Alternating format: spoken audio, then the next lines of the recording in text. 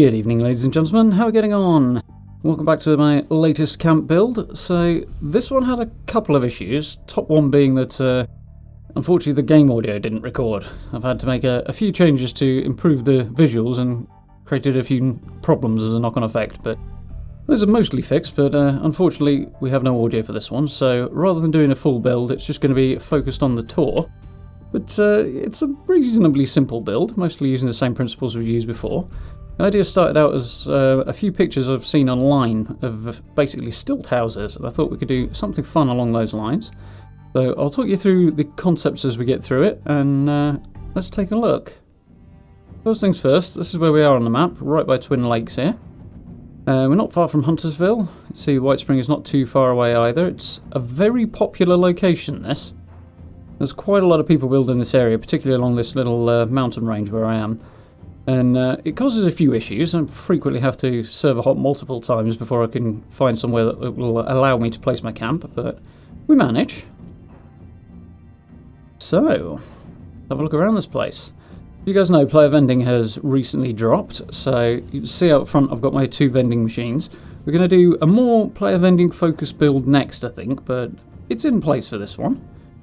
My usual adhesive farm out front. A couple of windmills there to power the place, because with vending machines requiring 3 power and a couple of water purifiers as well, it does create a need for quite a lot of power.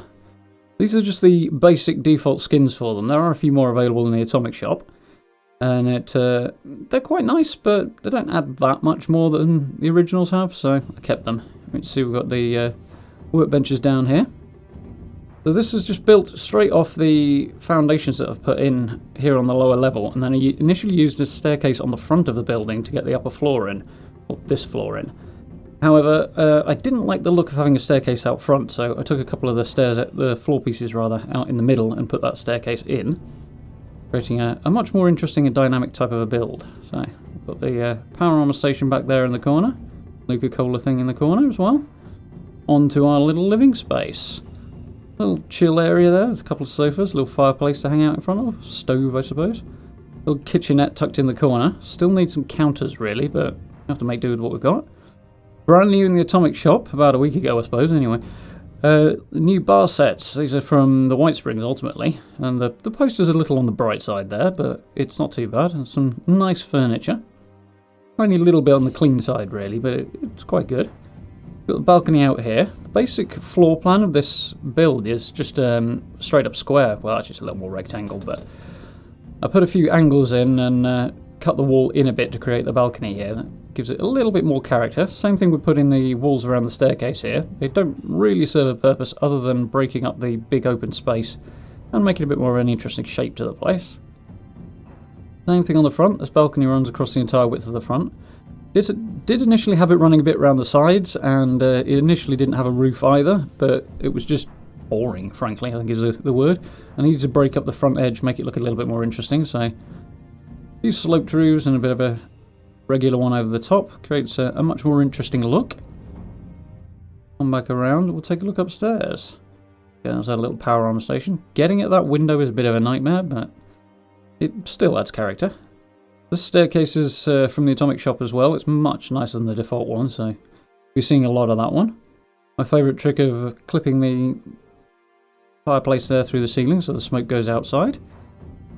Big and open up here, could probably have enclosed a bit more, creative, more of a room type feel, but it's nice I think. Comfortable. Got a few signs, a few bits and pieces, quite a few from the atomic shop. I found a few more plans along the way as well.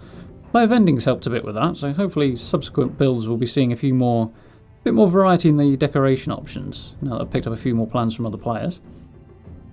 This build is smack bang, however, on the limit of the build budget, so fortunately I couldn't put any seating out here on the upper balcony, and the weather's gone to hell in a handcart on us, as it always does as soon as you press the record button.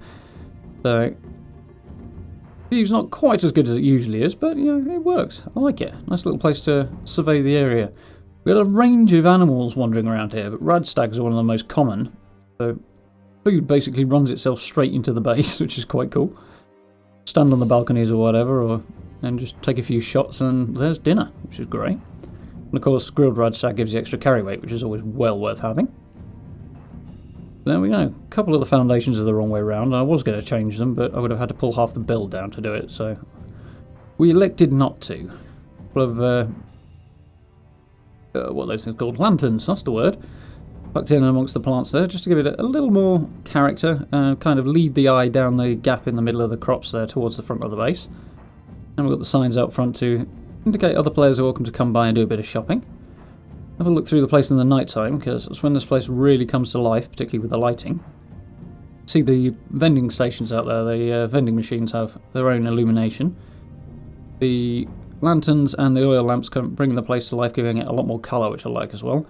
And the sign's actually much more visible, obviously, in the dark. Nice characterful front of the house. To be fair, adding player vending has created the same problem for me that a few other people have noticed. So Wasteland Overkin was one who's mentioned it. And that is that people like to have a look around your base. Fine, no problem with that. I do the same thing. Nice if they close the doors though. A little annoying when you come back, you've been away doing whatever, launching a nuke like we did on stream recently, for example. That was an interesting series of events. And then you get back and find all your doors wide open, or all your windows, and both sometimes. You have to run around closing them all, which is slightly frustrating. There we go. A little Nuka-Cola corner comes to life in the evening as well, with the illuminated signs. I liked a few more bits and pieces in there. Display cases still a little way off, probably the end of the month at the earliest. Those would go nicely in the corner if I had the space for them. The illuminated map there. I do like that Lone Wanderer poster, the motorbike one, that's quite cool.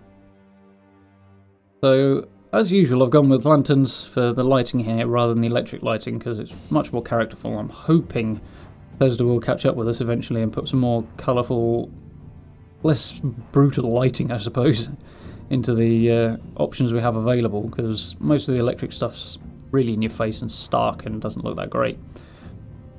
I actually made a couple of changes after I initially recorded this nighttime tour. Due to just the timing of things, I recorded this bit first.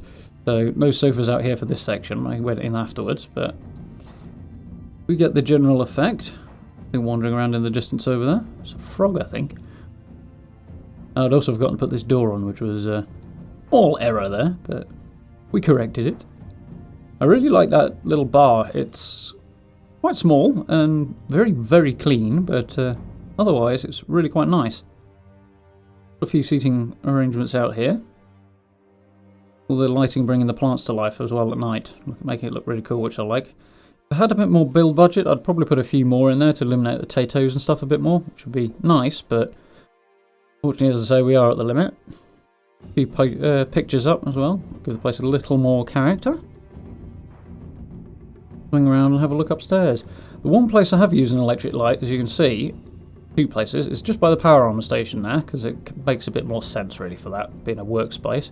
And I wanted a spotlight for the Deathclaw statue, so needed one up there for that, so you can actually see the thing in the evening. Still got plenty of tone and character to the lighting. Not the biggest fan of putting those oil lamps inside like that, but you gotta do what you gotta do. Unfortunately, the lanterns, as good as they look, they don't put out that much light. I do quite like that we've got the quest posters on the wall there beside the bed. Quantum sign on the other side. Little swing out here. Yeah, not a bad view. As I say, it's a nice spot, but very, very popular. Sometimes take quite a while to find somewhere I can actually, a server that I can actually place my camp on, but we'll move to a slightly different, less populated location, hopefully, for the next one. And I'll have to bear in mind coming up with something practical for the player vending angle, places that are reasonably central that people are happy to travel to, so I'll have to have a think about that one. For now, I do hope you enjoyed that. A little bit simpler, but it works. As always, social media links down in the description if you'd like to keep up to date with what I'm doing over on Twitter or Instagram. And if you'd like to, do stop by and catch up with one of the streams as well. We've been having a lot of fun. As I say, we launched our first nuke recently, and it was an interesting time. For now, thank you very much. Do hit those buttons for me if you'd like to. Very much appreciated. And I'll be speaking to you all very, very soon.